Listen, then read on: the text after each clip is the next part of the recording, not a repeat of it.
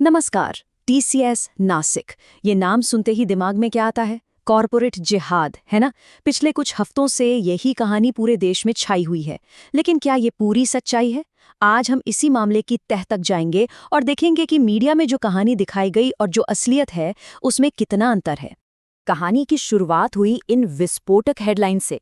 सोचिए, एक जानी मानी मल्टीनेशनल कंपनी और उसके अंदर कॉरपोरेट जिहाद की खबर। इसने पूरे देश में जैसे एक सनसनी फैला दी। लोगों में एक शौक था कि भाई आखिर हमारे देश में हो क्या रहा है। तो चलिए सबसे पहले ये समझते हैं कि आखिर ये कहानी थी क्या, जो मेन स्ट्रीम मीडिया ने हम सबको बताई और जिसने सबका ध्यान अपनी तरफ खींचा। आरोप, और आरोप भी ऐसे कि सुनकर ही रोंगटे खड़े हो जाएं। मीडिया रिपोर्ट्स में दावा किया गया कि टीसीएस के अंदर एक पूरा ऑर्गेनाइज्ड रैकेट चल रहा था, जहां कमजोर हिंदू लड़कियों को नौकरी का झांसा देकर उनका धर्म बदलवाने की साजिश हो रही थी। इतना ही नहीं, उन्हें नमाज पढ़ने और बीफ खाने के लिए मजबूर करने जैसे गंभीर आरोप भी लगाए गए। और देखिए, हर सनसनीखेज कहानी की तरह इस कहानी में भी मीडिया को बहुत जल्द एक विलन मिल गया, एचआर मैनेजर निदा खान। उन्हें इस पूरे ऑपरेशन का मास्टरमाइंड बताया गया। कहा गया कि वो यौन शोषण का लाइसेंस देती थीं और लड़कियों पर हिजाब पहनने का दबाव बनाती थी। लेकिन कहानी में एक मोड़ आता है। जितनी रहस्यमयी तरीके से ये कहानी सामने आई थी ना, उतने ही अजीब तरीके से इसमें नए नए खुलासे होने लगे और शुरुआती कहानी पर सवाल उठने लगे। अब जो सामने आया वो वाकई दिलचस्प है। कहानी में आए 3 ऐसे मोड़ जिन्होंने पूरी मीडिया की कहानी को ही कटघरे में खड़ा कर दिया। चलिए एक एक करके इनको देखते हैं।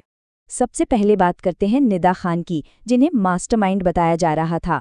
टीसीएस ने अपनी शुरुआती जांच में जो कहा वो मीडिया के दावों से एकदम अलग था। मीडिया ने कहा एचआर मैनेजर, टीसीएस ने कहा प्रोसेस एसोसिएट। मीडिया ने कहा भर्ती करने का अधिकार था, टीसीएस ने बताया कि उनके पास ऐसी कोई जिम्मेदारी ही नहीं थी। मीडिया ने कहा फरार हो गई, परिवार ने बताया कि वो तो अपने ससुराल में थी। मतलब जमीन आसमान का फर्क। दूसरा बड़ा मोड़, ये केस किसी पुलिस स्टिंग ऑपरेशन से शुरू ही नहीं हुआ था। असल में एक स्थानीय शिवसेना नेता नितिन गायकवाड़, उन्होंने मुख्य शिकायतकर्ता को एफआईआर दर्ज करने के लिए कहा था, जिसके बाद उस इलाके के कई हिंदू संगठन भी पुलिस स्टेशन पहुंच गए। तो फिर इससे एक बहुत बड़ा सवाल खड़ा होता है। अगर हिंदू संगठनों ने पुलिस को बताया, तो फिर वो 40 दिन के लंबे चौड़े अंडरकवर ऑपरेशन की कहानी का क्या हुआ, जिसकी इतनी चर्चा थी? और इसका जवाब खुद नासिक पुलिस कमिश्नर ने दिया।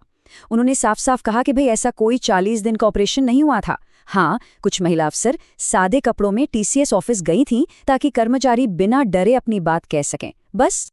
तो ये सारे मोड़ हमें इस कहानी के सबसे जरूरी हिस्से पर ले आते हैं, और वो है मीडिया में जो दिखाया गया और पुलिस की एफआईआर में जो लिखा गया, उसके बीच का जबरदस्त अंतर। अब जो बात सामने आती है वो शायद सबसे ज्यादा चौंकाने वाली है। मीडिया ने जिस कॉरपोरेट जिहाद की कहानी गढ़ी, पुलिस की एफआईआर में उसका जिक्र तक नहीं है। सोचिए, 9 एफआईआर दर्ज हुई, लेकिन किसी एक में भी जबरन धर्म परिवर्तन की बात नहीं लिखी है। जो असली आरोप है वो यौन उत्पीड़न, धार्मिक भावनाओं को ठेस पहुंचाने और शादी का झांसा देकर संबंध बनाने जैसे गंभीर अपराधों के हैं। लेकिन इन पर मीडिया में उतनी बात ही नहीं हुई। तो सवाल ये उठता है कि आखिर इसी मामले पर इतना हंगामा क्यों हुआ? महिलाओं के खिलाफ तो और भी कई भयानक अपराध होते हैं, उन पर इतना ध्यान क्यों नहीं जाता? ये जो टाइमलाइन है, ये हमें कुछ सोचने पर मजबूर करती है। उन्नाव, हाथरस, अंकिता भंडारी, मणिपुर, ये सब मामले कितने भयानक थे, लेकिन जो गुस्सा, जो आक्रोश टीसीएस मामले में दिखा, वैसा इन मामलों में क्यों नहीं था? याद कीजिए, जब बिल्किस बानो के बलात्कारियों को हार पहनाए गए, तब ये राष्ट्रीय आक्रोश कहाँ था? ये एक बहुत जरूरी सवाल है।